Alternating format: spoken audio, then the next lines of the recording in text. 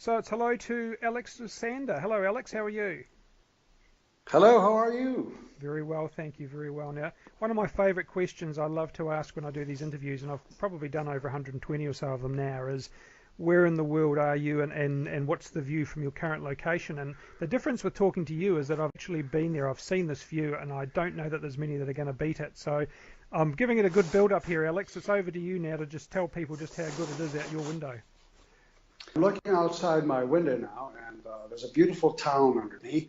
I'll describe the town a little more later, but one thing I'll say now is that it's all in a unified style that does not go beyond the end of the 19th century. So that gives it a very picturesque color, of course. And I'll describe a little the architecture just a little bit later, but now I'll say that I'm sitting on top of a high spot where my house is, with a beautiful view of the entire town and the port. The port is rather small, is very central here. You sit up here, and you can sit up here for hours and just gaze and just take it in. And what you're seeing is little boats, yachts, liners, coming in and out all the time. There's something happening that gives a whole very peaceful sense, because beyond the port, of course, is a very blue sea. And on the blue sea are little white sails everywhere you look, because this is a favorite place for people to come and rent a sailboat, and off they go. And so beyond that, beyond the sea, is a mountain. It's really not far. It's about 3.5 miles from here. This mountain is remarkable because it's part of the Peloponnese, which is the southern peninsula in Greece. You feel you can touch it, it's so near. And other times it's gone. Other times it's somewhere out there far. And that all depends on the atmospheric conditions, but it makes it very interesting to have this peninsula or mountain that's constantly transforming itself into something that's very close to you, or that's quite far from you, or whatever it is. So this is the view I have here. I love this view. I've had this since I was a little kid, because, bless my father, he discovered this place. For people listening, I had the opportunity to meet Alex. We met only, well, probably 2 months ago now when we were in Hydra, a chance meeting.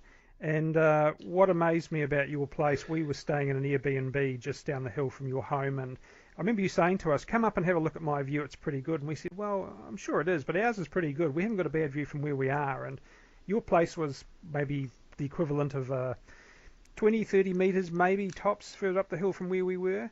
And the difference in the view was just stunning. Whichever way we looked from your property, it was just simply breathtaking. Towards the sunset, going down in the west, straight out the front to the Peloponnese, as you said, the boats in the harbour, the boats further out. It's an absolutely stunning place, and there can't be a morning you don't wake up and pinch yourself that you've actually got that to look at. To the west, as you said, the sunset, so there's incredible view. So really, I have two fantastic views from this home. And to the west is, again, island after island, mountain after mountain, and each layer of mountain has a slightly different color, going to gray as it goes farther away. In the wintertime, those mountains are snow-capped, which makes it very beautiful, and it looks like Norway. But also, it's the shapes of these islands that are remarkable. Well, one is like a big whale, and I joke to my daughter, that whale's constantly trying to swim and get somewhere, but somehow he's not making it. And it's this beautiful shape of a whale, and then right left of that is a pyramid. It's an island the shape of a pyramid. And so you have these very interesting shapes of small and slightly larger islands, one after the other. And to me, this is a magical view. Your family has quite a strong connection with Hydra. You just tell us a little bit about that, because it's not where your family were from originally, was it? My parents were actually from Athens. and for generations. And when they were, say, in their younger days, they took a trip to go to Spetses, which is the island after Hydra. And so they passed by Hydra and saw this remarkable town that looks like an amphitheater, really, geologically so. And they were impressed by this, so why don't we get off there and take a look? So they did that, and in those days, actually, you couldn't get into the port because the port has been enlarged since then. But back then, the liners could not actually fit into the port. So you had to have little boats come out and jump into those. So they would throw the little children into the boat. Did you get it? Yes, I got it. It was really quite an adventurous time.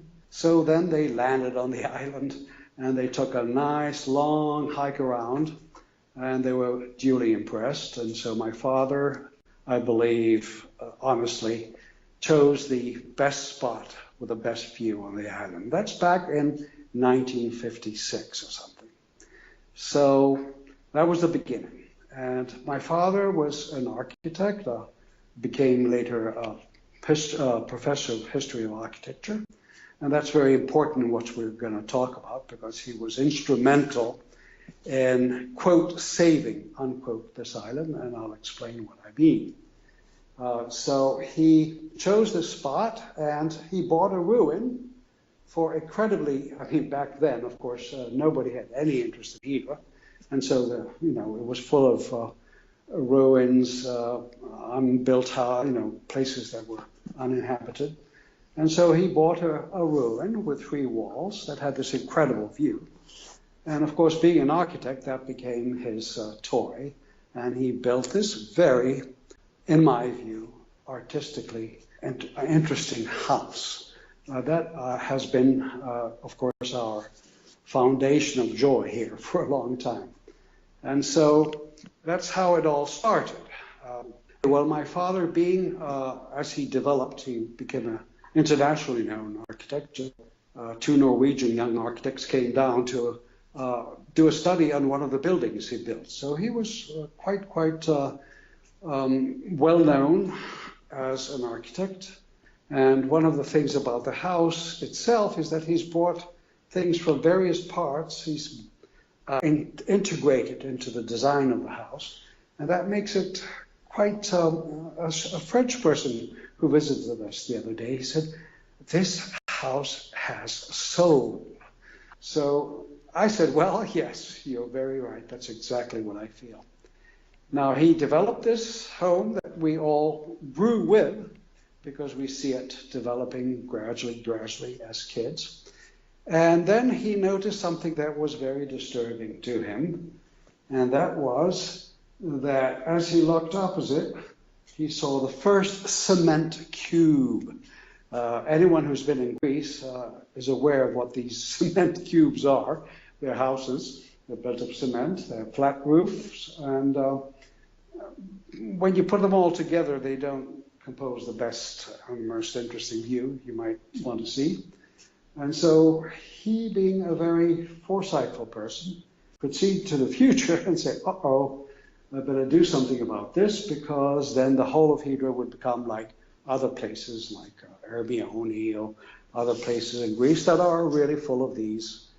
He went to the Ministry of Culture and proposed that this island become archaeologically protected heritage of Greece, and now it's actually a World Heritage area.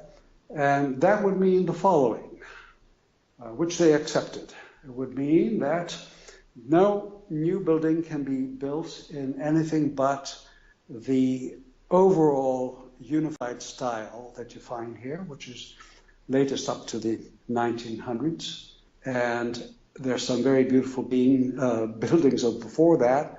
You have the captain's houses, so they're made of gray stones and they're very imposing. And that also, of course, is part of the island's history, was that it was famous and that it had a huge merchant marine, much larger than you would expect from any small island. And that these captains would come back quite rich and build these mansions, really. So this was also historically a very interesting and important place. So the ministry accepted this. And so from then on, number one, the architecture remains in a unified style. Number two, there are no cars, no scooters. So that means that you have true peace here when you're here, because there are no scooters disturbing your peace, and they're not allowed. There are 2 or 3 vehicles, or 4 maybe, the garbage trucks, which are important, and the ambulance. So no cars, unified architecture, and then wonderful walks you can take. Of course, in the height of summer, that can be a little too hot for some. That's why one of the most beautiful times to come to Hydra. The summer is also good because you can take a swim and feel quite refreshed. But September, October, and April, May, June are actually very, very beautiful because it also gets green then. And so you have these wonderful walks you can wander around on. And then, of course, there's also a possibility of circling the island in a boat. We have connections to captains with boats, so that could be something that people that visit us here could enjoy. And, of course, instead of cars, you have mules and donkeys. Now, I love those creatures. And the reason for that is that they're so peaceful. They either carry stuff, which is their job, and they do that quite peacefully. They just go where they need to go or should go. And then they rest on their 4 legs. And so you see them kind of sleeping somewhere in between, sleeping and awake, and something very peaceful that emanates from these creatures. So from your own point of view, you've spent the last 20 years living and working in Germany, and you've now decided to come back and make Hydra your home. What was your reason for that? Well, I thought about that, and I've been thinking about that for quite a while, actually. What is it that just fills my heart here, truly fills my heart? And this is no exaggeration. And I thank my Father daily on the terrace. I go on to the terrace, look around me and say, thank you, Dad. And it is the following.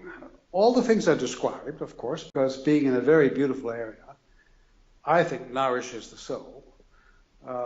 And the sea itself has magical powers, in quotes, because I just need to take a swim. It can last about half an hour, let's say. And I'm transformed. It seems that the sea kind of sucks out any toxins you have, and you come out of there, you feel so good.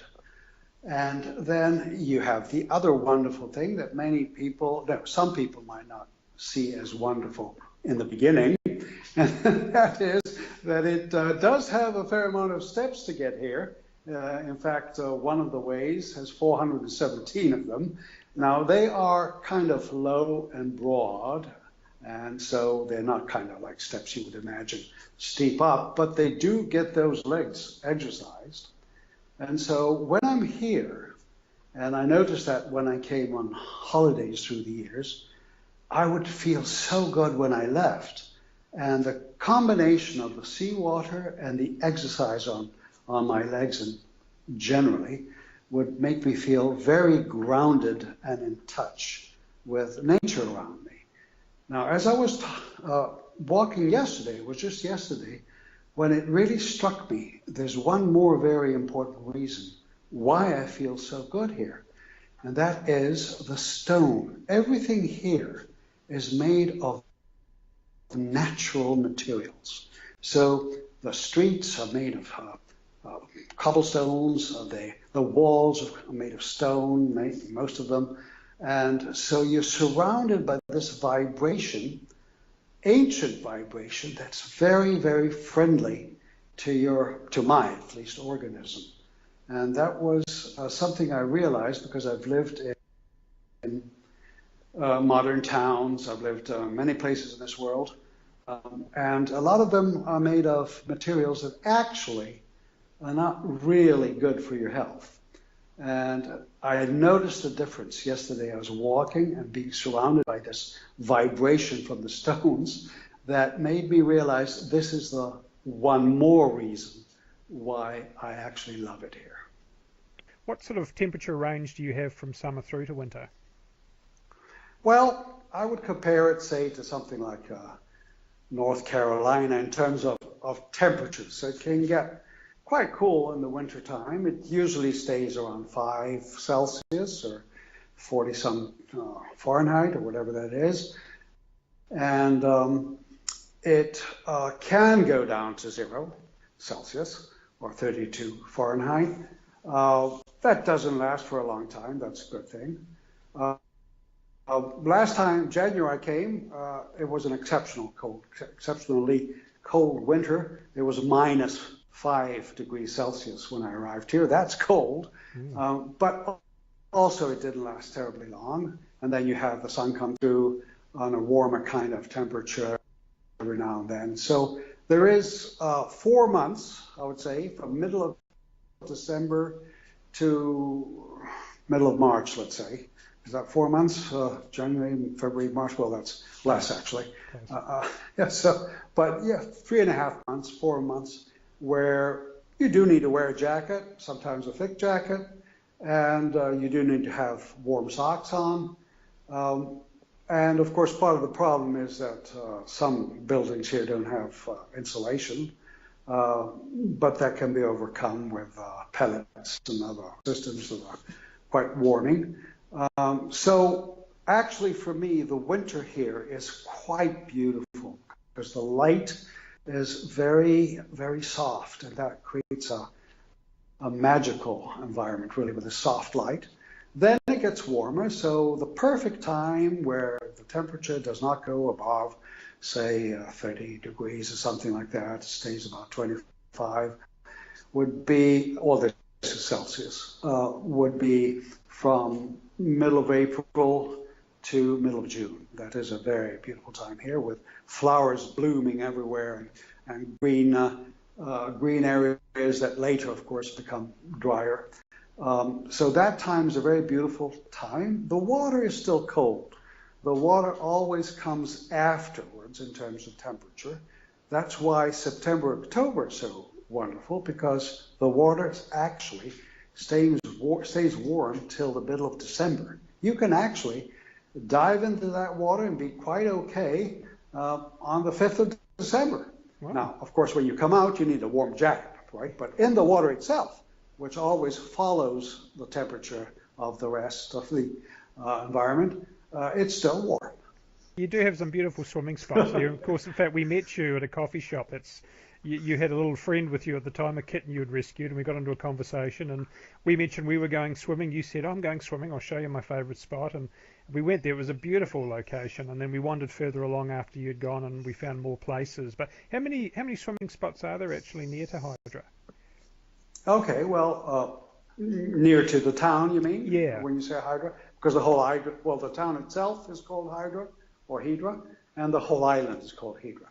And the town is really essentially well, there are some other places that have a few little houses here and there, but it is the place, of course, the town. There are beaches. Now, when I say beaches, I'd like to clarify, this is, as many islands of Greece, it's really a mountain coming out of the sea, right? So you expect to have what a mountain has, which is stones, pebbles. So you don't have white sand, except in a very few little spots. To find sand, you have to go opposite, which is not difficult at all. You can get into a boat. It takes about 20 minutes. It's 3.5 miles. And you can also find some really sandy beaches on the Peloponnese. So I would include those into the swimming possibilities. So you have the Peloponnese opposite with some sandy beaches where you really actually walk on sand. And then the pebble beaches on Hydra, with 1 or 2 small exceptions that have some sand.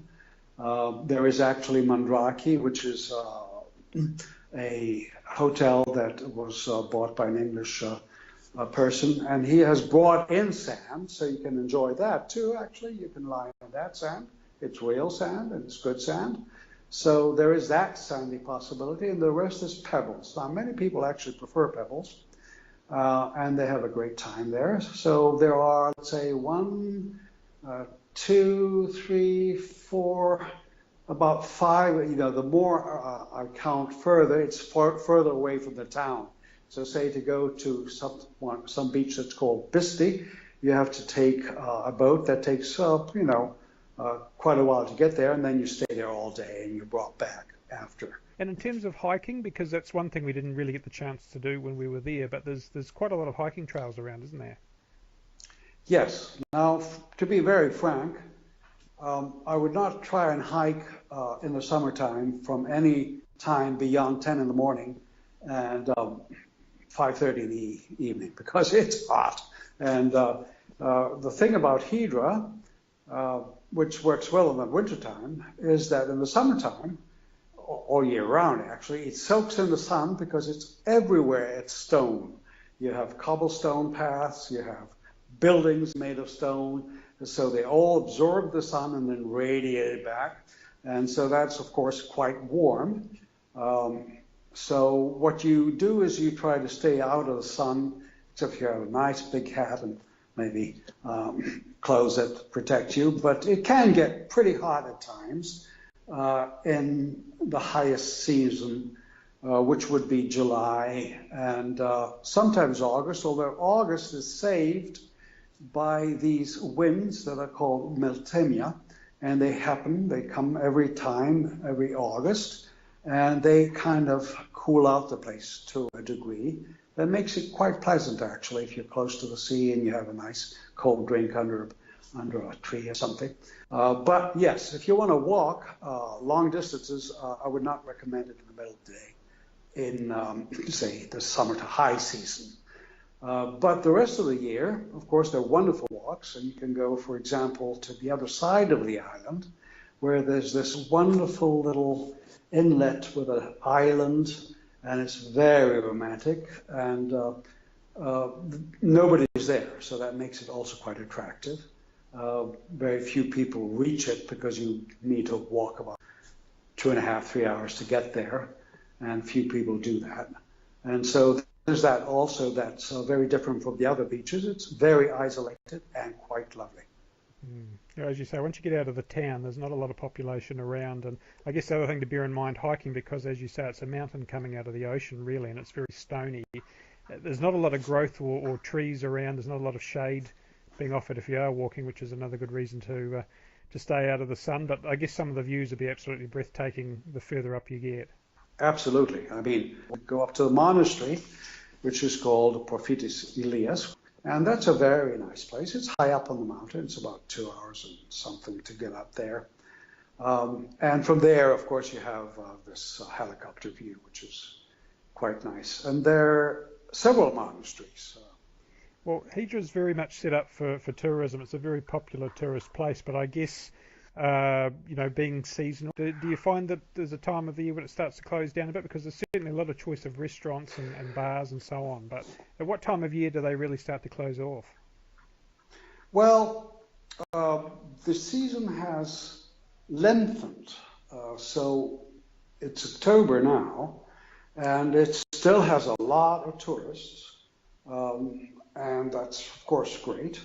Now, come November, they start thinning out. Then in the wintertime, you have few tourists, but they do come. There's two categories of those who come in the wintertime. There are those who come from, say, about 11 to 1 every day, because that's when the cruise boat comes. It reaches Hydra around 11 o'clock, and they leave around 1. And they come from all over the world. Japan, Chinese, they all come out of that boat in droves and start with clicking their cameras and everything and run around and buy a few things, then dash into the boat again, and then it's gone. So there's that category of mainly East Asians that come at that time of year, although you have others too. And then you have the lovers of winter tourism here, and those actually come for the winter. They love that particular feel of the soft light and the cold temperature with a good jacket and the peace and quiet and the fact that not everything is open and therefore they can be a very, the island in a sense returns to its origins as it was, say, 100 years ago in some way. So there are those tourists too in the wintertime. It must feel very much like two Hydras to you. And in fact, I noticed that myself when we were there, when we were around the waterfront where most of the tourists are, the restaurants are. It was very busy and felt slightly touristy. But as soon as you move back, even one or two little streets behind, and you start to almost get into that local feeling. There's the square, there's the cafe where we met you that we went to several times because we just enjoy sitting there watching the locals come and go. The donkey riders would stop and tie their donkeys up for a while and have a drink with each other and then move on again. And it must feel to you as though you're almost in two places at the same time. It does, and that's one more reason why I'm profoundly thankful to my father, because this house is far away enough and high away enough that there's absolutely no disturbance. You can sit here on the terrace and feel in total peace, at the same time enjoy watching the port and all the commotion. And then if you really get lonely, you go down and then have a drink with some friend, and you're surrounded by people. And of course, to me, because I also speak different languages and have been to different parts of the world, that's another thing that Hydra offers. It's truly an international place, year-round. There are people here from all over Europe and America that have houses here and that stay here for long periods of time. The school itself, remarkably an exceptional place, because there were students and pupils in the high school that were from Sweden or from Norway, with those particular kinds of parents that like to have a different kind of lifestyle. So they had bought a house here and the kids went to school here. Learn Greek, and so you have these tall Swedes speaking fluent Greek. So, all this just gives a color that is quite remarkable. I love that combination, that I can go to some place where I know there's only locals, and then I indulge my Greekness, and I just am truly, a pal with these folks that all have a sense of dignity. I just love these Greek villagers. And then you have the contact with all kinds of people, including well-known artists.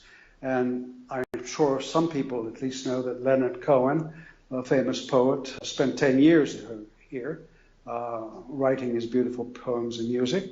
So it has attracted from famous filmmakers. The first film that was made here was The Boy and the Dolphin, and other films, and writers, and artists and musicians. So it is truly a remarkable place that way.